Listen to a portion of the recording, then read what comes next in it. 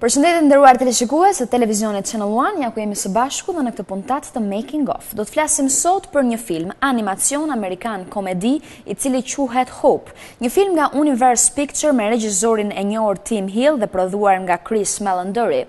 Ky film zgjat për gati 95 minuta. Filmi u publikua me datë 1 prill të vitit 2011 në Shtetet e Bashkuara si dhe në Mbretërinë e Bashkuar.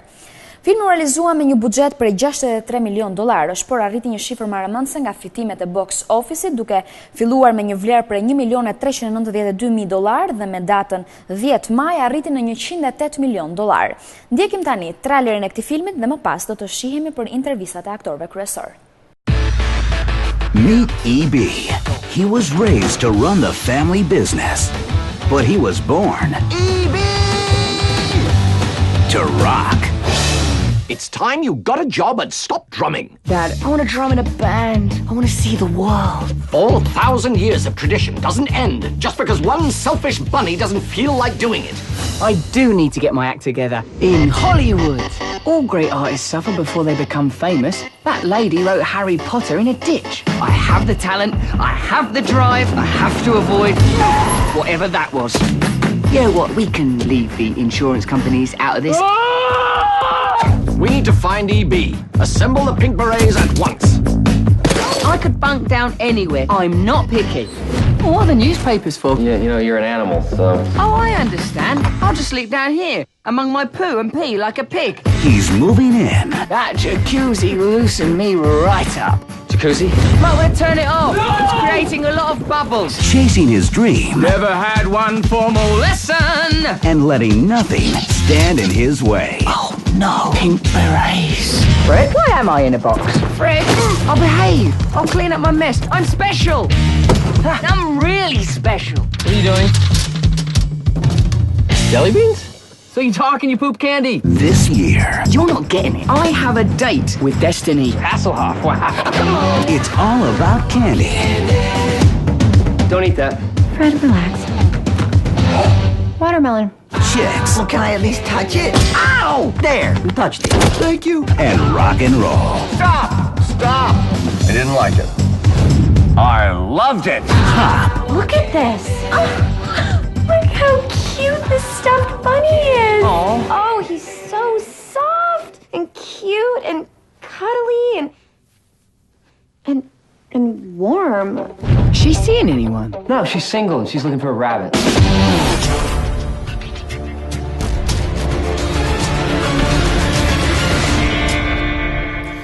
Siç u njohëm dhe me trailerin e këtij filmit, filmi Hope bashkon animacionin dhe aksionin. Ky film fret për Fredin, i cili është një përtac dhe tashmë padashje plagos lepurin e pashkëve dhe duhet qëndrojmë me të derisa ai të rimë këmbët. Një film i drejtuar nga Tim Hill, skenarist Kinko Paul dhe Ken Daurio, marrin pjesë aktorë të ndryshëm si James Marsden, Russell Brand dhe Kelly Kuko. Ne tani do ndjekim intervistat e aktorëve, producentit, skenaristit dhe gjithë stafit të këtij filmit dhe rikthehemi në studio.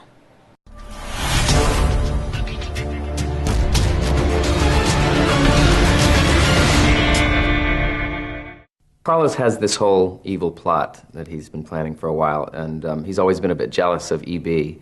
being second in line, or next in line, to become the Easter Bunny. And so when E.B. disappears, Carlos sees that as a window to go from number 2 to number 1, to become the next in line to be the Easter Bunny. I think Fred is, you know, a perpetual child, and in the best way. I think he's not so much he's not really a loser. He's not so much even a slacker. He's waiting to be inspired and to have that calling come to him. And he doesn't believe in getting involved in anything unless he's passionate about it. So he's perhaps waited a little too long because he's still living at home. I think Sam, Fred's sister, is kind of Fred's closest ally. I mean, they get each other. She's, you know, she wants to see him succeed. She wants to help him because I think she's one of the only people in his family that sees his potential. And Fred is really grateful for that. So they have a really special bond. Fred sees a lot of things in E.B. that he sees in himself. I mean, they both are struggling with their relationships with their parents, with their fathers specifically. They're both, you know, wanting to pursue their big dreams. And Fred doesn't necessarily know what his is yet, but E.B. does. And so there's a lot of similarities between this human being and this rabbit. But I think they both feel a bit like outcasts, and they feel like the world doesn't really get what their true potential is. So in that regard, I think they become very close and realize how similar they are. In the film, Fred and I, we go on numerous adventures together, really trying to discover our purpose in life, our raison d'etre, our reason for living. Fred, he wants to become a human Easter bunny. I want to become an Easter bunny human. So in a way, our individual detriments, or our individual, what we lack as individuals, we find as a team, and we also save Easter. I think it will go down as one of the great Easter animated films. Hop appeals to everyone because it has humour in it, it has a cute fluffy rabbit in it, it has various confectionaries, candies and chocolates in it, it has love, it has father issues, it has archetypal plots that have been found in human culture and indeed rabbit culture since the dawn of time. Will they? Won't they? Did they? Can you poo jelly beans? All these questions will be answered in the film Hop. Carlos is the villain of the film Hop. He's a troublemaker, he's a rabble-rouser, he wants to overthrow EB's dad. He's the villain, he's got to be overcome, he's got to be stopped. Will we do it? Will we save the day in the final reel? Who knows? The Pink Berets are an elite crack squadron of bunnies who have to retrieve EB from his excursion into our plane. They are sort of, imagine like Secret Service, Men in Black or ninjas or something like that, highly trained individuals who you deploy only if there was like a siege at an embassy or something, sending the pink berets. Hop is about a little bunny named E.B. who is, I guess, the heir to being the actual Easter Bunny, and he doesn't want to be. He's played by Russell Brand. And so he decides to go to LA to be a very famous drummer, and that's what he really wants to do. He doesn't want to have this responsibility of the ways of the world. And he runs into kind of a, I don't want to call him a slacker, but kind of an underachiever, played by James Marsden.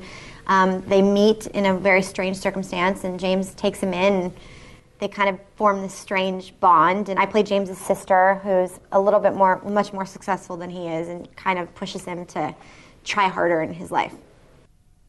I think people will want to see this film because it's absolutely adorable. I don't think we've really seen anything like it Easter-wise with the rabbits, and it's very colorful. Russell Brand's voice is absolutely hysterical as the rabbit. The characters are great. Jimmy Marsden is so charming, and I think it's a good family film, and it's fun. You could take your kids. Carlos is hilarious. He has a hilarious accent. He's a very chubby chick who's trying to get in shape to be the Easter Bunny, which is very funny. But he's got kind of an attitude, and he, he just wants to own Easter Island. He's very, very selfish. Phil plays a passive chick.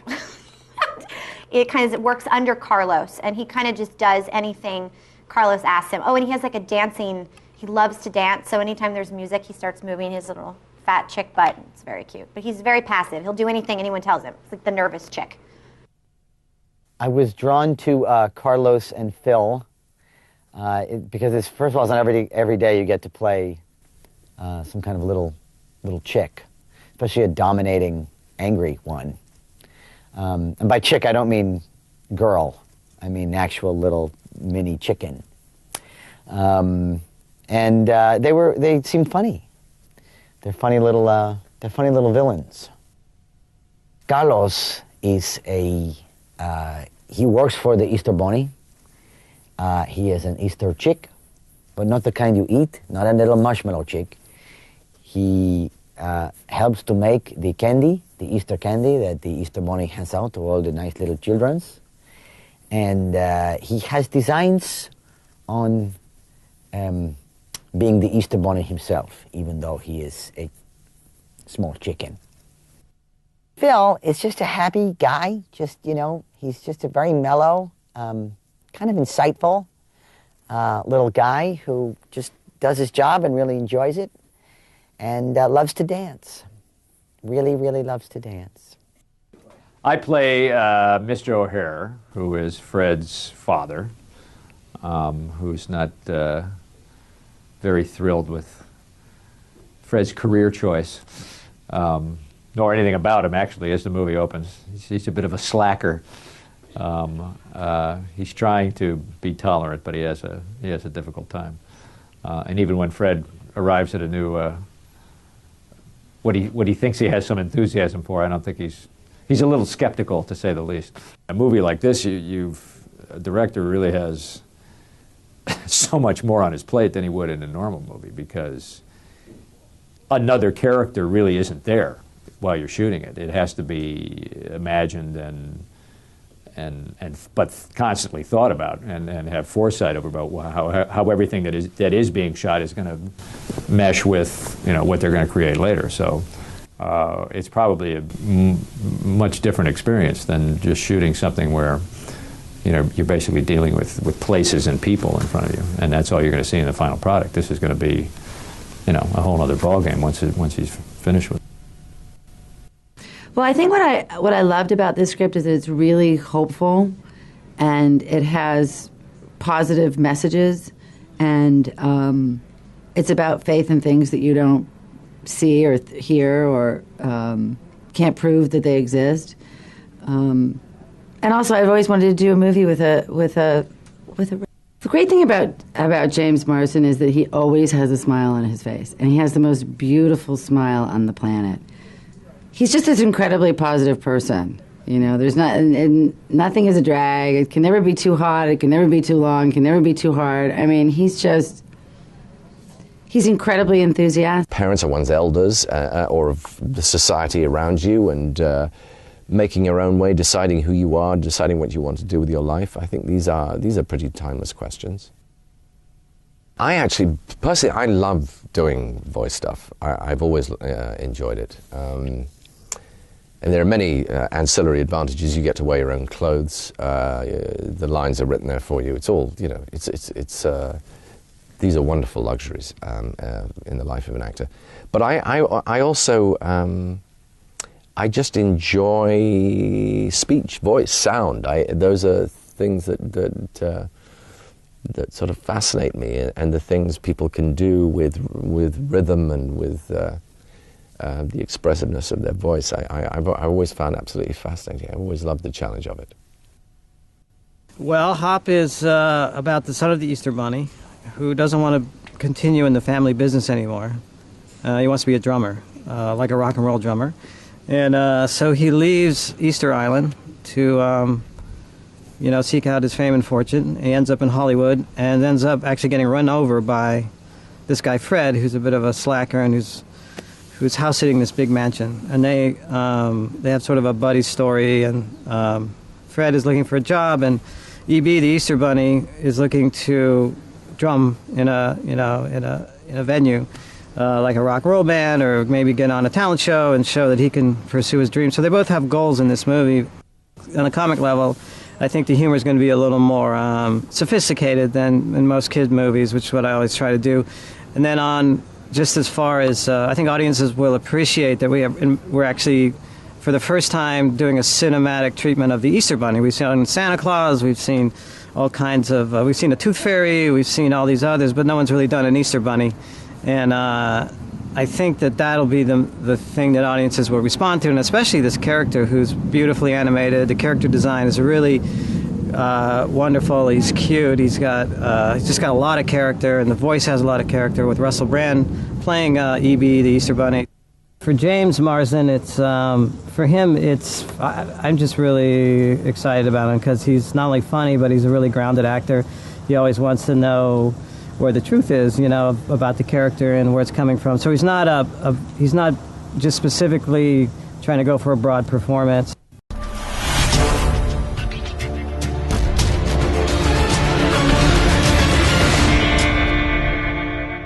Ndërsa ne nderuar teleshikues, do të ndjekim prapa skenat më të bukura të filmit Hop.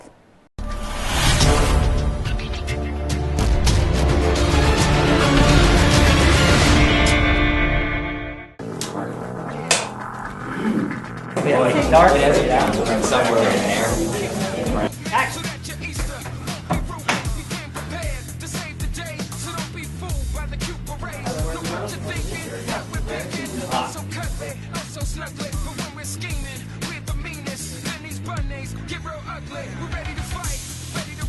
Oh, it's... What's My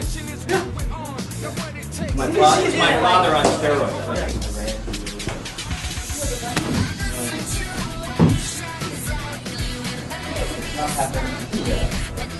It's about a crippled soldier who is from the future and he goes to another planet through modern technology. What's that about? It's about a crippled soldier who is from outer space and he goes to...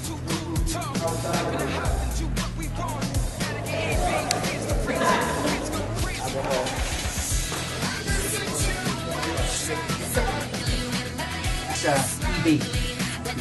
Aurora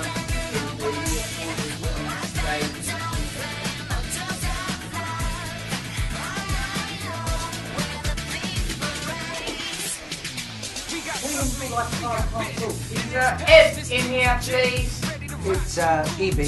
Thanks, especially Setting. Reset, guys. Reset! Resetting. Never set.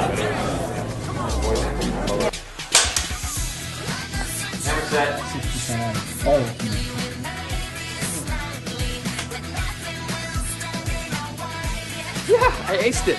Yeah, it was amazing. Wasted Disney too. Now, don't get me wrong, it's great. It's good. Well,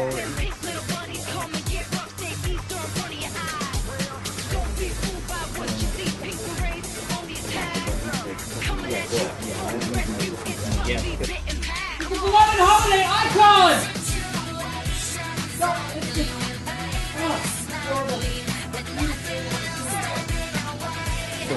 they're all turn on Alex as well, and we can pick wherever we want to. Yeah, when you get in the play, and then at that moment it's the same for both versions, because you say the same line at the end. It's just whether Dad is there or not.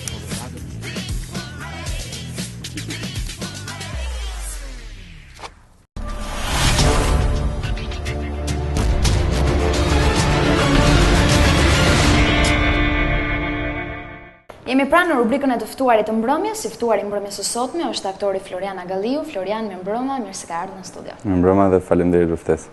Florian, rikthehemi paksa në kohë, fillojmë si nisi karriera juaj si aktor pas diplomimit? Pas diplomimit ka qenë një shans për mua, duke qenë se akoma pa mbaruar viti 4 i fakultetit, unë pata shansin që të bëj një audicion në një serial, i cili të prodhoj në Top Channel me Regjital Tim Bashës, duke qenë se kam pasur dhe pedagog, e kisha shumë freskët informacionin për të shkuar nga të parët në atë audicion, edhe e kujtoj me mall, domethënë gjithë situatën që është krijuar, duke qenë se puna e parë direkt mas fakultetit. Në një serial. Në një serial, mbi të gjitha me 20 seri. Ishte emocion i madh, edhe filluam të kalojmë audicionet njëri pas tjetër, duke qenë se ishin dhe 4 veta nga njëjti kurs. 4 veta që ishin studiuar bashkë dhe prej kohësh ishim miq shumë të mirë. Dhe përjetonim bashkë gjitha këto emocione dhe në fund fare kur kemi arritur morëm lajmin, domethënë na bën një mbledhje kështu pa e ditur që do na thonin që ju keni fituar. Ju kemi përzgjedhur juve. Emocion i madh, domethënë aty kjo ishte si më thënë shkaku dhe gjitha këto pasojat që rrjedhojnë nga mbrapa, ishte një augur i mirë për themi karrierën time. Më pas në aktrim në teatrot. Teatri, domethënë është një pjesë shumë e rëndësishme për sa i përket një studenti që mbaron Akademinë të Arteve, duke qenë se për 4 vjet ti je shkolluar të bësh vetëm teatr, ne nuk kemi shkollë filmi, të paktën për aktor filmi, se për shkollat filmi ka për regjisor. Dhe është një ndjesi shumë e veçantë të luash në teatr, pavarësisht vështirësive që pas teatri sot. Të bësh një projekt në teatr është një fat i madh, njëkohësisht për të qenë pjesë, si fillim pastaj të fillojmë të flasim për produktivitet, duke qenë se projektet janë të pakta dhe mundësit kanë qenë të pakta realisht këto vitet e fundit, do ishte fat. Audicionet kanë filluar që të bëhen një lloj mode në Shqipëri së fundmi, duke qenë se vetë regjisorët po e kuptojnë se si duhet të funksionojë realisht teatri.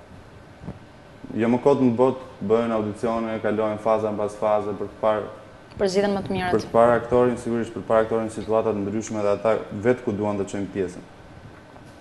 Sidomos për pjesë pastaj të veçanta që duhet jo vetëm ana interpretative e rolit e figurës artistike, por duhen aftësi të tjera që një aktor mund t'i ketë, mund mos i ketë. Dhe do t'i komplimentoj atë gjithë regjisorët që së fundmi kanë bërë audicione dhe kanë marrë njerëzit që mendojnë se mund ta bëjnë punën shumë. Në këndvështrimin tuaj, si po zhvillohet teatri shqiptar?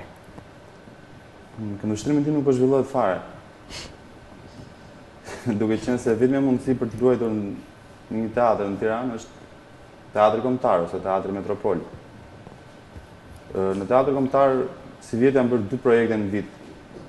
Domethënë, nëse do ta kapim sezonin nga janari, janë bërë 2 projekte. Ku për fat mirë unë kam qenë në këto të dyja projektet. Por vitet që kam kaluar unë nuk kam qenë pjesë e teatrit kombëtar ose nuk kam luajtur në asnjë shfaqje tjetër. Dhe ky nuk është një problem i imi, ose i kujdo aktori që mund të jetë ose mund mos të jetë i suksesshëm apo i mirë. Është problem mundësie, që nuk ka aq mundësi sa të gjithë të angazhohen në për këto projekte që zhvillohen, qoftë në teatr kombëtar apo në teatr Metropolit. Duke lënë më njëjtë këto projekte private pastaj që regjisorët ndërmarrin iniciativa private për të vënë shfaqjen në skenë, ku mund të zgjedhin aktorët me ose pa audicion, me apo pa shoqëri. Po këto nuk janë shanse që ti duhet i presësh për të punësuar edhe të presupozohet që të jetosh me këtë punë. Këto janë shanse që po të erdhen, edhe do përpiqesh të bësh një punë të mirë apo të keqe pak rëndësi ka. Shfaqja juaj e parë në teatr ka qenë? Shfaqja ime e parë në teatr nuk e di se kë mund të quaj të parën, duke qenë se akademia ka një lloj zhvillimi nga viti i parë deri në vit 4. Dhe shfaqjet mirëfillta, domethënë një tej holli ndan kë mund të quash shfaqje apo duke qenë se ne fillojmë me etyde, me fjalë pa fjalë, pastaj kalojmë në pjesë me një akt. Interpretimet. Fillojnë futin notat e interpretimit, figurës artistike dhe deri diku do ta quajsh si shfaqje të para do që mund të quaj 2 shfaqjet që ne kemi vënë me profesorët tanë, me Mario Ashikun dhe Altin Bashën, kemi vënë në të mirë ta dhell me regjit Altinit dhe Qyteti i Griskovjetit, pjesë ruse me regjit Mario Ashikut. Kanë qenë 2 nga pjesët që unë nga lënë shihet nga më të mira, përsa i përket akademisë, po edhe asaj që unë vazhdoj t'i kujtoj si shfaqja model, përsa i përket përvojës që kemi përftuar edhe emocioneve që kemi përjetuar. Shfaqja Kasolja e vjetër është vënë e autorit francez, është vënë rreth 1500 herë nëpër botë. Për herë të parë edhe në Shqipëri. Kasolja e vogël. Kasolja e vogël. E vogël. Jo e vjetër. Pse thash e vjetër? Kasolja e vogël është vënë rreth 1500 herë në teatre të ndryshme, për herë të parë edhe në Shqipëri. Si u prit nga publiku? Interesante, Kasolja e vogël një shfaqje shumë simpatike për sa i përket simpatike ndoshta nuk është fjala e dur që unë përdora, por që shumë interesante nga struktura që ka. Unë kam pasur një rol sa të vogël pa që edhe të madh. Kam luajtur rolin e një Xhesaku, i cili në shumicën e kohës nuk fliste. Presupozoj që ishte një ishullor, një aborigjen. Dhe më mbrapa, pasi kisha arritur një qëllim të caktuar, filloi të fliste dhe të shpjegonte se çfarë kishte ndodhur. Një komedi, situate, karakteresh, por mbi gjitha situate, që është pritur më shumë se mirë, po të themi nga publiku. Duke qenë se ne kemi dhe 20 shfaqje me sallë plot, them që kjo është një arritje realisht e madhe. Se pavarësisht është salla është e vogël, domethënë është e ngrohtë, modeste me 200 vende, por që ta mbledhësh në publik për 20 shfaqje rresht është shumë mirë. Eksperienca juaj në këtë shfaqje ka qenë? Eksperienca ka qenë shumë e mirë, duke qenë se për herë të parë punoja me Cecilien, edhe njëkohësisht edhe eksperienca ime e parë, se harrova pa përmendur teatrin e komedisë, që është si variant. Ka qenë hera e parë në teatrin e komedisë, dhe ka qenë një atmosferë, po themi, mjaft e ngrohtë nga të gjithë komponentët. Shfaqja ka shku, domethënë realisht kemi punuar për një muaj e gjysmë, me gjitha kushtet teknike që mund të kërkojë një aktor, duke filluar që nga dhoma me kondicionerë që rëndomi mund t'i gjejmë nëpër, po themi, dhoma provash, edhe deri tek shfaqja e fundit, shfaqja 20, ka qenë perfekt. Po monodrama Enkel i Gravitetit. Monodrama Enkel i Gravitetit ka qenë një iniciativë private, se themi. Teatrin e Metropolit. Nga këto iniciativat që unë përmenda pak më parë, kur ti përpiqesh të gjesh një formë për të bërë teatr, por nuk e ke, dhe realisht dhe gjithmonë një aktor shkon drejt monodramave, si një lloj zgjidhje për të bërë një punë. Ruaj kujtime mjaft bukur nga ajo si pjesë, duke qenë se kam punuar me njeriun që unë kam zgjedhur të kaloj jetën, dhe ka qenë një shkak që ne të vazhdonim të jetonim bashkë mbas asaj pune. Një pjesë ku unë momentet më të veçanta i ruaj nga bota e atij djali si personazh. Ishte një 15 vjeçar që kishte probleme me obezitetin dhe për të gjetur një jetë më të mirë larg paragjykimeve shkon në Amerikë dhe fillon ta shikojë botën ndryshe derisa kryen një vrasje për shkak të mbi peshës së tij. Dhe momentet e fundit të tij janë një qeli ku nuk mund ta varin për shkak të peshës reale fizike që ai kishte sepse do të kupute litari. Dhe presin që ky, domethënë një ironi fati, presin që ky të dobësohet dhe që ta kalojnë në varje. Dhe pjesa ishte perfekte nga Massimo Sgorbani, një fare italian, një fare shkrimtare. Shfaqje të tjera, menaxherja e qelqt? Te menaxherja e qelqt kemi punuar në një projekt me një regjisor të ri, që unë kam pasur mik që nga akademia, me Lorin Terezin. Ka besuar një rol realisht të vështirë për sa i përket roleve që janë luajtur në përgjithësi në Amerikën e atyre viteve dhe nga autorët. Por e kam gjetur veten mjaft mirë duke qenë se Lorini është një regjisor konkret, kërkon gjëra eksakte dhe ka qenë një nga të vetmet shfaqje që unë e konsideroj si një liri të plot rreth personazhit dhe rreth konkretësisë që donte ky si personazh. Ishte një djalosh tek 25-tat, që ishte nga ish djem të gjimnazit, nga më të bukurit, nga më të mirët, më të fuqishmit, me një lloj vetësigurie në veten e vet, dhe shkon në shtëpinë e një shokut të vet që punon në një fabrik dhe fillon të flirtojë me motrën. Motra duke qenë se kishte një lloj e vet pjesa quhet aty menaxheria e qesh. Kishte një lloj sëmundje, le ta themi, një lloj kompleksi brenda vetes që e ngushtonte në shoqëri. Dhe këtu ka qenë debati më i madh, domethënë që pse duke qenë se ky si personazh Jim O'Connor që unë luaja ishte i fejuar, po kjo merri vesh në fund.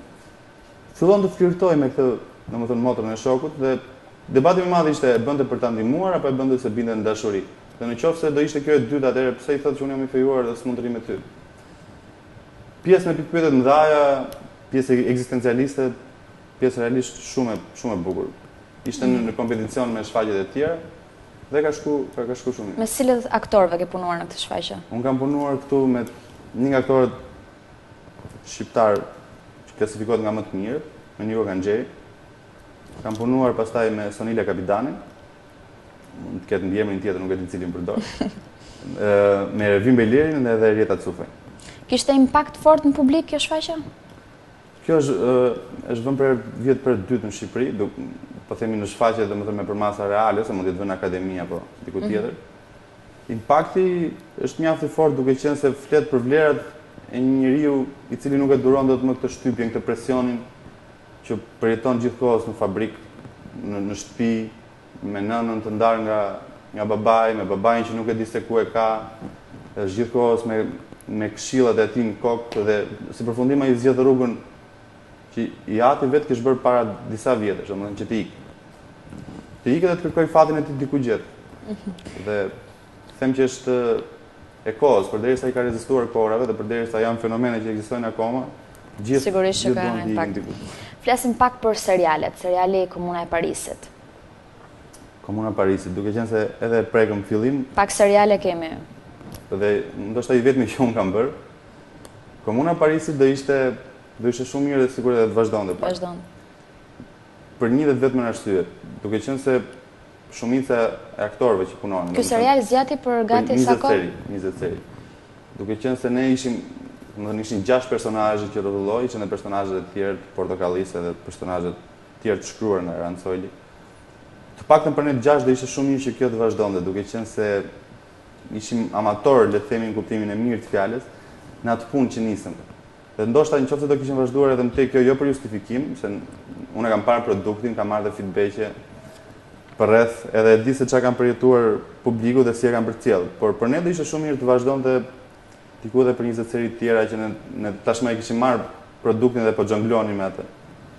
Do ishte shumë mirë nëse do vazhdonte edhe situatat do ishin akoma më komike, po të them. Por që ka qenë një punë e lodhshme dhe njëkohësisht e bukur. Altini ka bërë një punë kryevepër, duke qenë se unë kam pasur dhe regjisor Altinin, por nuk e kisha njohur kurrë në pjesën e filmit. Le të themi që një nga punët më madhështore që unë i kam parë deri tash. Jo se jam pjesë e këtij projekti, por që të bësh 20 seri film për gati 2 muaj, janë shumë. Janë shumë edhe nuk është pak njëkohësisht. Ku ndihet më mirë Flori? Në monodram, në dram, në serial? Unë së fundi Ku ndihesh ti vetvetja? Më mirë kam filluar të ndihem në film, ka filluar të pëlqej filmi. Jo për arsyeën e vetme që nuk ka prova edhe këtë, por që kam dëshirë ta eksperimentojmë shumë, domethënë të luajmë tepër në film. Duke qenë se teatrin e kam ezauruar në një farë kuptimi, kam luajtur mjaftueshëm shfaqje aq sa për të përfituar një lloj eksperiencë le të themi të nevojshme për të bërë teatr në vazhdim. Ndërsa për filmin jam akoma pak i parraur me filmin, po ta themi kështu. Dhe do më pëlqente që të luaj. Filmi Dashuria e Bjeshkëve? Në filmin Dashuria e Bjeshkëve të Nauna ishte një i pari dhe shpresoj jo i fundit nga filmat e gjatë që unë kam bërë. Filmi Dashuria e Bjeshkëve të Nauna është një prodhim shqiptar, kosovar-shqiptar, ku pjesën e regjisorit, produksionet e tjera e mbulon dhe Kosova, me regjisor e Krem Kryezion, dhe pjesën e post-produksionit pastaj edhe për shumë gjëra tjera mbulon dhe Shqipëria me anën e Top Channel. Dhe ka ardhur të ofertë vetë regjisorit e Kremit, duke qenë se më kishte parë në televizion, mendonte se mund ta bëja këtë rol. Dhe them që deri diku e kam bërë. Po ishte eksperiencë shumë interesante, duke qenë se edhe filmi i parë i gjatë për mua, edhe ambienti ishte shumë i ngrohtë, gjithë na ndihmonin që ne domethënë të shkonim në rrugën e drejtë. Pjesa tjetër interesante ishte vendet ku ne kemi xhiruar, jo dhe kanë qenë jo pak, duke qenë se kemi xhiruar shumicën e kohës në përmale, në Bjeshtë e Namuna, në pjesën e Shqipërisë, Kosovës. Kemi shkuar në New York për disa ditë, kemi xhiruar disa skena, pastaj në Shqipëri. Punë e lodhshme. Ka zgjatur rreth 2 muaj, e lodhshme por e bukur në të njëjtën kohë. Edhe produkti është mjaftueshëm kënaqshëm. Mos lëm pa harruar edhe eksperiencën tuaj në Top Media. Sigurisht. Top Media më ka bërë dyert në fillim me komunën e Parisit, ku unë Ajo ishte jam mirënjohës dhe do vazhdoj të jem mirënjohës për shumë kohë. Dhe më mbas me një format në televizion brenda formatit e diell, ku unë kam bërë një format jo pak, po 40 minuta, me situata ndryshme, me tema pikante rreth meshkujve, rreth femrave. Dhe më pas kam kaluar në mbasi është mbyllur e diellat si format, dhe është riformatuar nga e para, kam kaluar në formën e gazetarit te Kinema Quiz, ku them që më ka bërë shumë mirë si punë, duke qenë se kam qenë ignorant nga filmat shqiptar. Nuk na isha dhënë raste që t'i studionim më përpara, si në shkolla apo vetë kishim kuriozitet, por realisht mbasi më është dashur të formuloj pyetjet bashkë me kolegun tim Ermirin, kemi arritur të njohim shumë për kinema. Domethënë, kinemaja shqiptare është aq e pasur dhe plot me njerëz që kanë dhënë shpirtin për atë punë. Momentalisht ju po merreni me lotarinë. Momentalisht jam ke lotaria kombëtare, që prej disa muajsh unë jam prezantues si formati, domethënë të show-ut të dielës. Ka ardhur si aktor, prezantues, gjitha së bashku. Televizionin unë kam pasur qef prej kohës, përpara se filloja shkollën për aktor, por gjithmonë televizionin e shoh si një mundësi të dytë, nëse nuk bëhet e para dhe e dyta, filmi ose teatri. Është një mundësi për primarja është teatri, besoj. Primarja është teatri, kush nuk ka qef të ketë mbaruar shkollën për teatr dhe mos luaj. Por është si një mundësi e dytë alternative si për të ndendur në kontakt me publikun, si edhe për të bërë një punë që të siguron të ardhurën. Projektet e ardhshme të Florit? Projektet e mia të ardhshme unë kam lënë disa shfaqje pezu. Diçka që keni menduar për të vënë skenë? Kam luajtur te Dipi Mbret. Kemi lënë diku rreth 15 shfaqje pa u shfaqur, pa u dhënë, duke qenë se u mbyll sezoni. Dhe në Ëndrajnat e Verë me regjit John Blondell, po ashtu në teatr kombëtar, në cilin kemi dhënë vetëm 2 shfaqje. Pritet të jepen, a? Pritet të jepen edhe 23, duke qenë se kontratat janë me 25 shfaqje dhe duhet të bëhen të 25-tat. Kështu që janë rreth 40 shfaqje që unë kam në përduar që duhet t'i ezauroj gjatë shtator-dhjetor. Diçka të re përsa i përket televizioneve, ja? Jo. S'besoj për disa kohë. Flori, unë të uroj suksese në vazhdimsinë tuaj dhe të falenderoj që ishe pranishëm në studio. Faleminderit dhe ju. Nderuar miq, do të shkëputim për pak çaste, do të shkojmë në publicitet, qëndroni me ne.